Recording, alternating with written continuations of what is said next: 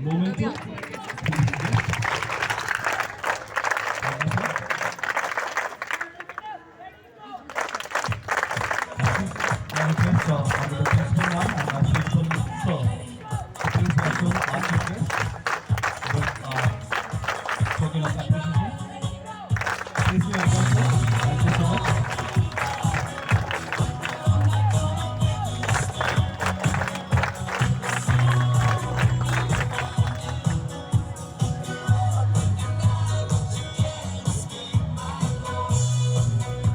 And dear parents, we are the most awaited moment.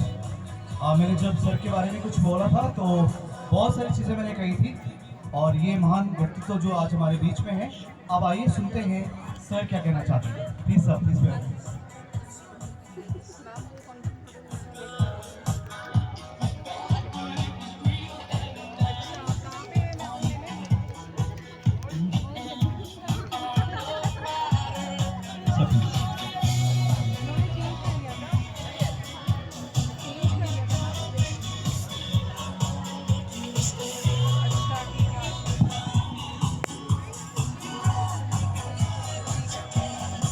Everyone, Bharat माता की जय। भारत माता की जय। भारत माता की जय। सभी को बहुत बहुत नमस्कार। नमस्कार। आज का जो ये कार्यक्रम था जिसके अंदर सांसद सांस्कृतिक कार्यक्रम ये हुआ, यहाँ पर पेरेंट टीचर्स मीट भी चल रही है, आप सब उसके लिए भी आए हैं। बच्चों ने बहुत शानदार कार्यक्रम करा, चाहे वो छोटी क्लास के हों चाहे बड़ी क्लास के हों। तो सबसे पहले तो आप सब यहाँ पर आए हैं अपने बच्चों को देखने के लिए कि किस तरह से उन्होंने तैयारी करी, किस तरह से वो अपना प्रोग्राम आपके सामने पेश करते हैं। स्कूल ने बहुत मेहनत करी इसके लिए। सो जयवर्धन सिंह राठौड़ बोल रहे हैं श्री लल्लूलाल यादव जी जो साधुराम जी के खेल मंत्री है। देखिए किस तरह से बचपन से जो परवरिश हुई साधु जी की, जो प्रेरणा उनको मिली अपने पिताजी से, माताजी से, उस कारण से आज अपने जीवन में पहुंच पाए हैं। श्री राम जीवन जी जो घनश्याम जी के पिताजी हैं, वही बात है, सही समय कान खींचे होंगे, सही समय रास्ता दिखाया होगा जो आज यहाँ तक पहुँचे हैं। श्री मेहरू राम जी, श्री केसर यादव जी, साधु जी जो चेयरमैन हैं आज यहाँ उपस्थित नहीं है, घनश्याम जी, श्रीमती अनु जौहरी जी, श्री वीरेंद्र सिंह जी, श्री राजेंद्र खांडल जी, सभी स्कूल के फैकल्टी मेंबर्स, टीचर्स, खास तौर से म्यूजिक की टीचर, डांस की टीचर, फिजिक्स के टीचर भी गाना गा सकते हैं, मुझे पता नहीं था, कमाल की बात है। और इंग्लिश, स्पोकन इंग्लिश, सभी स्कूल का सारा स्टाफ, यहाँ पे सभी उपस्थित पेरेंट्स, एनसीसी के स्टूडेंट्स, सबसे पहले तो आपको बहुत बहुत धन्यवाद और बहुत बहुत बधाई आज के कार्यक्रम के।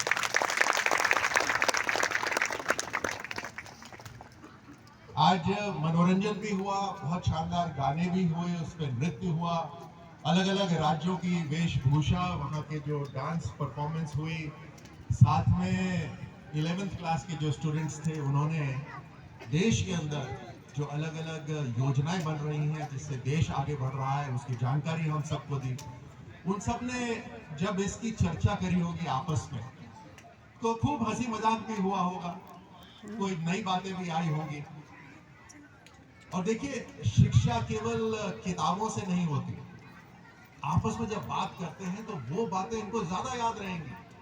किताब के अंदर पढ़ना तो बहुत लोगों को बोरिंग लगता है, तो वो पढ़ते हैं और दिमाग से शायद निकल जाता है, लेकिन ये जो चर्चा हुई होगी क्लास 11th में और क्लास 9th ने जो प्रेजेंटेशन दिया चंद्रयान के ऊपर, सबने आकर अपने एक एक दो दो डायलॉग पढ़े, लेकिन उनमें से कईयों को दूसरों के डायलॉग भी याद होंगे, वो बताते होंगे ये गलत बोल रहे हो तुम, ये आप देखिए कितना कुछ सीखने को मिला होगा।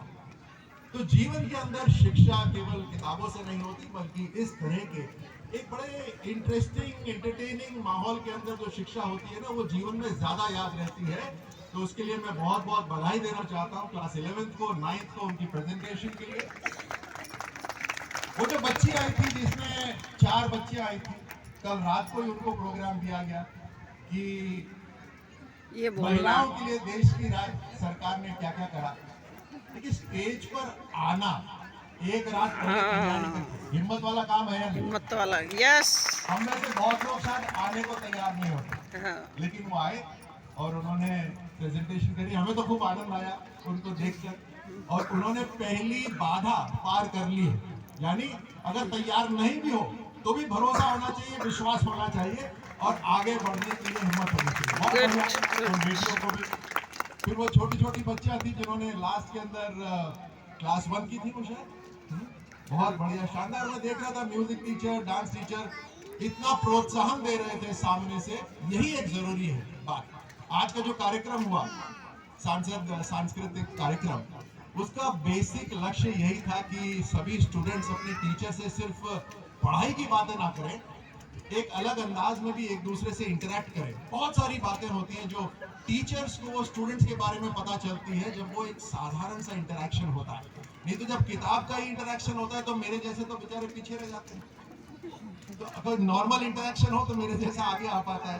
तो आज इस तरह का इंटरेक्शन हुआ। मैं स्कूल को, स्टाफ को, टीचर्स को, स्टूडेंट्स को, पेरेंट्स को भी बहुत बहुत एक बार फिर बधाई देता हूं और शुभकामनाएं देता हूं। मैं अपना भाषण रिहर्स करके नहीं आया, मैंने कोई तैयारी करी है, लेकिन मैं दिल से बोल रहा हूं क्योंकि मुझे बहुत मजा आता है, आनंद आता है जब मैं इन बच्चों को देखता हूं। आप पेरेंट्स हैं, मैं भी आज पेरेंट हूं। आप मुझे बताइए सच्चाई से, इनकी परवरिश करना कोई आसान काम है क्या? हाँ, इनके साथ डील करना, आज की पीढ़ी के साथ डील करना कोई आसान काम है क्या?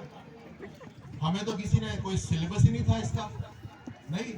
और जो हमारे माता पिता थे उनका सिलेबस पुराना हो गया। सही बोल रहा नहीं बोल रहा? हाँ? अब उन्होंने जो हमारे को जिस तरह से बड़ा करा वो सिलेबस पुराना हो गया। उस सिलेबस से अगर हम इनकी परवरिश करने लगे तो गड़बड़ हो जाएगा। हमें किसी ने सिखाया नहीं और हमें फिर भी इनकी परवरिश करनी, कितना मुश्किल काम है आपका, नहीं? डे टू डे सिलेबस बनता है हर रोज। मतलब गलती करो और सीखो, पेरेंट्स के लिए भी है कि गलती करो और सीखो, ये बहुत जरूरी है। क्योंकि आज जब मैं देखता हूँ कि 18 साल के, 19 साल के, और तुम भी सुन लो ध्यान से, सिर्फ माता पिता के लिए नहीं बोल रहा, 18 साल के, 19 साल के बच्चे बोलते हैं हम डिप्रेशन में हैं। तो उसमें कई सारी चीजें होती हैं। केवल इन्हीं का नहीं कह रहे डिप्रेशन में क्यों हो, हमारे को तो कोई डिप्रेशन नहीं होता था, हमें तो 2 थप्पड़ मिलते थे, हम तो सीधे हो जाते थे बिल्कुल। लेकिन वो बात नहीं है, ये आपके ऊपर भी है। ये क्या बच्चे सारे खुश करना चाहते हैं अपने माता पिता को, ये चाहते हैं भाई हमारे माता पिता सफल हो गए अपने जीवन में, आज कुछ कर रहे हैं, हम भी कुछ कर पाए। प्रेशर होता है इनके ऊपर। और माता पिता भी अपनी तरफ से कोई कमी नहीं छोड़ते, पढ़ाई करी या नहीं करी, काम पूरा करा या नहीं करी, तुम कैसे चल रहे हो, ऐसे बैठते हैं, ऐसे बात करते हैं, ये सब करते नहीं करते? आप मुझे बताइए सच्चाई से। तो आजकल जैसे आप सही बोल रहे हो कि गलती करो और उसी से सीखते रहो, तो हमारे को बेसिकली जो मैंने भी थोड़ा सीखा है, और मेरी जो पत्नी है वो शानदार तरीके से हैंडल करती है, वो डॉक्टर भी है, सेना में रही नहीं है, लेकिन वो शानदार तरीके से हैंडल करती है। तो वो जज नहीं करती। मेरे बच्चे मेरे पत्नी को, मतलब अपनी माँ को सब कुछ बता देते हैं A to Z, लेकिन मुझे कुछ नहीं बताते। लेकिन मेरे को इस बात की खुशी रहती है कि कम से कम एक को तो सब कुछ बता, और मैं वो मुझे बता देती है। बच्चों को भी पता है कि मुझे पता चल जाएगा उस रूट से, लेकिन वो मुझे बोलती है मैं बताऊंगी तब जब आप जज नहीं करोगे, आप ये नहीं कहोगे ये सही है ये गलत है, आप चुपचाप सुन लो और उसके बाद भूल जाओ, चाहे कुछ भी कर रहे हो। तो उससे क्या होता है, एक कम्युनिकेशन खुल जाता है, एक संवाद खुल जाता है। यानी ये केवल अपने मित्र को, अपने दोस्त को बताएं ऐसा नहीं, अपनी माँ को भी बताएं या अपने पिता को बताएं। तो ये एक संवाद खुला रखना जरूरी है। आप तैयार हैं इसके लिए? संवाद खुला रखने के लिए तैयार है ना? बहुत जरूरी है, क्योंकि इनके ऊपर जो प्रेशर है, अपना जो आप प्रेशर कुकर होता है घर के अंदर, वो कहीं ना कहीं से तो खुलता है ना, सीटी बजती है ना। तो घर में भी तो कोई सीटी बजनी चाहिए, और घर के बाहर बजे उससे अच्छा तो घर में ही बजे ना। तो ये बहुत जरूरी है कि घर के अंदर प्रेशर कुकर वाला सिस्टम हो, कि ये सब अपनी मन की बात आपको जरूर बताएं और आप इनको जज ना करें, चाहे कुछ भी बताएं। कोई निर्णय नहीं देना, आपको जज किसने बनाया? आपको जज तो किसी ने नहीं बनाया। तो ये तभी बताएंगे जब आप उसको जज ना करें। और धीरे धीरे आप जैसा करते हैं वैसा ये जरूर सीखेंगे। यानी सिर्फ ये नहीं कि मैं बोल रहा हूं इसलिए कर लो, आप करो तब ये भी सीखेंगे। तो आज इन बच्चों को मैं बताता हूं, देखिए आप एनसीसी के हैं, आपने बेल्ट पहनी हुई है, नीचे जूते पहने हुए, तो ऐसा तो नहीं है कि सबको सेना में जाना है, कुछ जाएंगे अच्छी बात है, लेकिन ऐसा कंपलसरी नहीं है। लेकिन ये किस लिए आपको करवा रहे हैं? क्योंकि जीवन में कुछ भी करना हो, कुछ भी करना हो, उसके लिए अनुशासन की जरूरत है, डिसिप्लिन की जरूरत डिसिप्लिन है ना, और एक टीम वर्क की जरूरत होती है। टीम वर्क यानी अगर 10 लोग हों तो एक साथ हाथ ऊपर जाए, एक साथ पांव आगे जाए, या कुछ भी आप काम कर रहे हो, टीम वर्क है ना। तो जीवन के अंदर कुछ भी सफलता पानी, अब मोहल्ले में रहते हैं, मोहल्ले के अंदर अगर पूरा मोहल्ला एक ही दिशा में काम करे तो वो टीम वर्क हो जाता है। जैसे स्वच्छता हुआ, या एक बहुत अच्छी कहावत है, मैं कई जगह इस बात को कहता हूँ, अंग्रेजी की कहावत है, पहले मैं अंग्रेजी में कहता हूँ फिर उसका रूपांतर करूंगा। It takes a village to raise a boy, boy girl कुछ raise a child, it takes a village to raise a child, यानी एक बच्चे की परवरिश के लिए एक परिवार नहीं, पूरा एक गांव गांव चाहिए। की जरूरत होती है। जब पूरा गांव परवरिश करता है तब बच्चे की परवरिश सही होती है। क्यों? इसका मतलब क्या है? इसका मतलब है कि जैसे मोहल्ले की मैं बात कर रहा था एक दिशा में, अब बच्चा मान लीजिए पेरेंट के सामने तो कुछ और बन रहा है, लेकिन कहीं और जाकर कुछ और बन रहा है, किसी ना किसी की तो नजर पड़ रही है ना। और जब किसी की भी नजर पड़े उस गांव की, उस मोहल्ले की, तो ये ना समझे तो मेरा बच्चा नहीं, क्या फर्क पड़ता है मुझे, नहीं, अपना बच्चा, अपना देश का भविष्य है, तो इसके माता पिता, उसको भी समझाऊं, माता पिता को भी बताऊं, तो सबकी नजर जब पड़ती है तो बच्चे की परवरिश अच्छी होती है। That's why they say it takes a village to raise a child. So हम बात कर रहे थे अनुशासन की, तो अनुशासन के लिए तो जीवन के अंदर अनुशासन की बहुत जरूरत है, तो टीम वर्क की बहुत जरूरत है। और मैंने ये देखा है अपने जीवन के अंदर कि हर व्यक्ति के अंदर कोई ना कोई खूबी होती है, ऐसा कोई भी नहीं जिसके अंदर जीरो खूबी, ऐसा कोई भी नहीं। तो अपने अंदर विश्वास रखना, अपनी खूबी को खुद तलाशना, उस खूबी को और तराशना और उसको बढ़ाना, ये किसकी जिम्मेदारी है? किसी और की है क्या? स्कूल की है क्या केवल? हाँ, एनसीसी के अंदर जो आपके इंस्ट्रक्टर है केवल उनकी है क्या?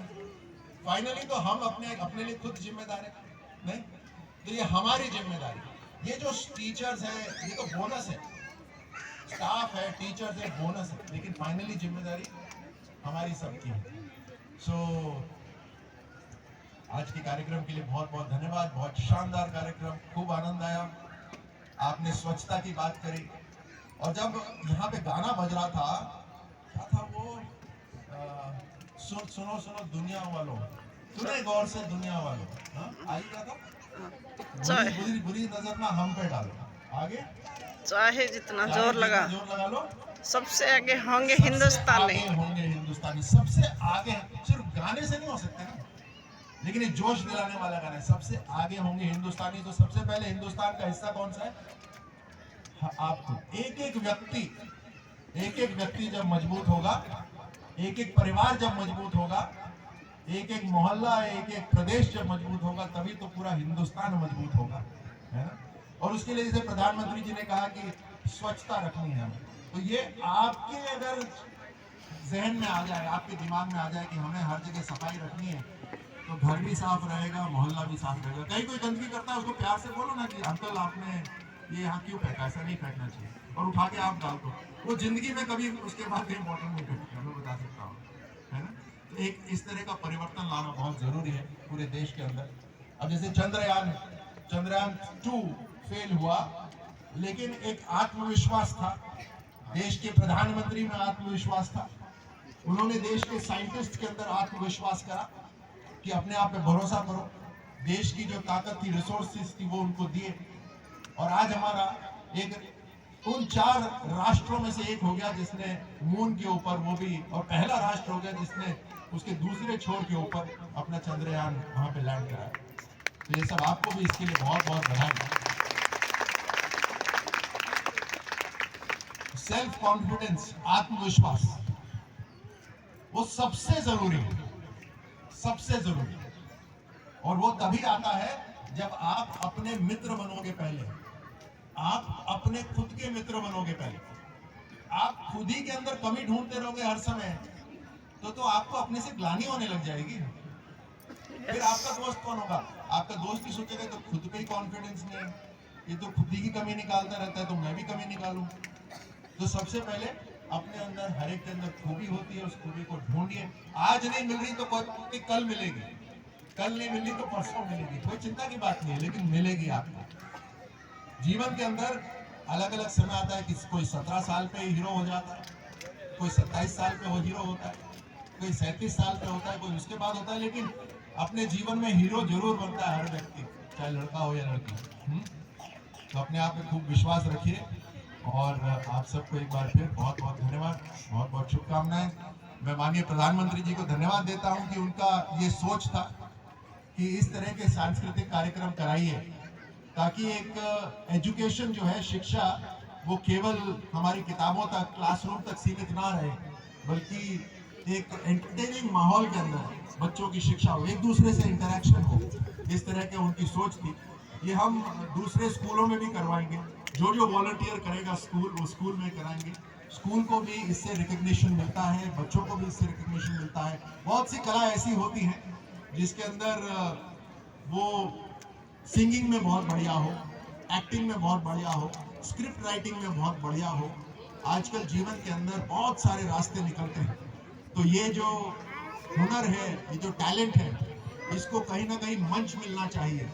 तो स्कूल सबसे बढ़िया मंच दे सकता है, और केवल स्कूल तक शिक्षा सीमित रहे ऐसा नहीं है। मैं शुरू में ही आप सबको, पेरेंट्स को कह चुका हूं, जो अभिभावक यहाँ बैठे हैं, कि केवल स्कूल में ही शिक्षा पूरी नहीं होती, क्योंकि जब बच्चे घर में आते हैं आपको बड़े ध्यान से देखते हैं कि आप क्या कर रहे हैं, और आपको सुनते भी बड़े ध्यान से। फिर वो बोलते हैं कि करते तो कुछ और है, बोलते कुछ और है, तो गड़बड़ हो जाता है ना वहाँ पे। तो आपको आदि शिक्षा जो है वो घर में होनी है, तो घर की शिक्षा बहुत जरूरी है।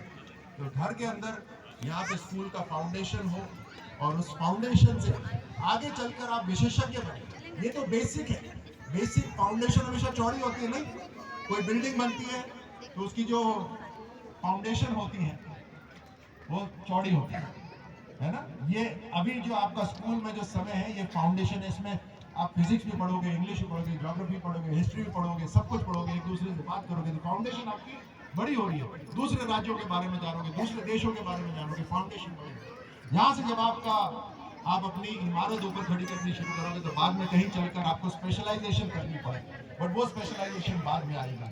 लेकिन सबसे पहले तो इंटरेस्ट लेकर जीना है। किसी ने दूसरे जीवन की गारंटी है क्या यहाँ किसी के पास? है क्या कोई पर्ची वर्ची है जेब में किसी के पास? सुबह सुबह कहीं से मिली हो? नहीं है ना। लेकिन ये जीवन की गारंटी तो है ना, इसमें हम जी रहे हैं और शान से जी रहे हैं। तो ये शान बनानी अपनी खुद की जिम्मेदारी है। ये जीवन है और ये देश के नाम हमारा जीवन है, क्योंकि बहुत सारे सैनिक ऐसे होते हैं, बहुत सारे पुलिस के सिपाही ऐसे होते हैं जो हमारी सुरक्षा के लिए अपनी जान का कुर्बानी दे देते हैं। ये देश के लिए हमारी जीवन है, शिक्षा हमारे जीवन के लिए और हमारा जीवन राष्ट्र के लिए। शिक्षा हमारे जीवन के लिए और जीवन, सुनाई नहीं दे रहा मेरे को, शिक्षा हमारे जीवन के लिए और जीवन राष्ट्र के लिए होना चाहिए। बहुत बहुत धन्यवाद। बोले भारत माता की बहुत बहुत